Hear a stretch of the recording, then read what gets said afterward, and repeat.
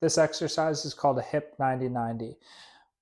To set yourself up, what you're going to do is have the front leg going out forwards here with 90 degrees at the knee, back leg 90 degrees at the knee.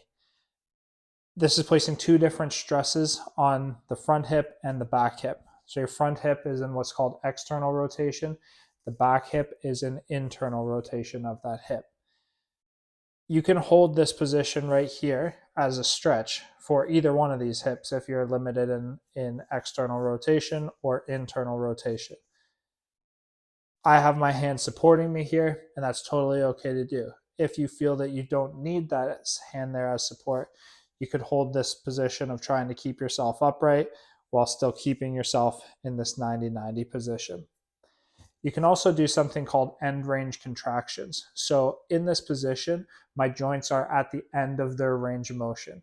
And what we're going to try to do is turn on the muscles on both the short side and the long side to start to stress them and tell your body it's okay, that we can start to gain more of this range of motion. So an example on the back hip here, working on internal rotation, you could try to lift your foot up off of the ground, trying to gain internal rotation of that hip.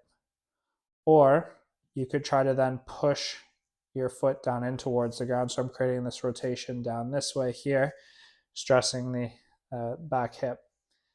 Do the same thing with the front here, where I can try to then lift off and hold, or I can try to push down and hold.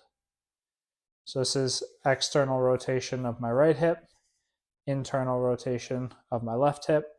And if I rotate, you'll then end up in the opposite position,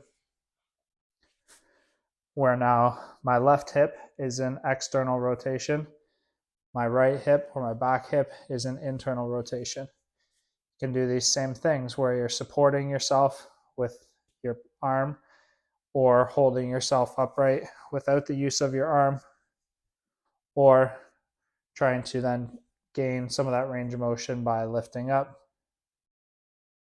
or contracting down. And same thing on the front hip.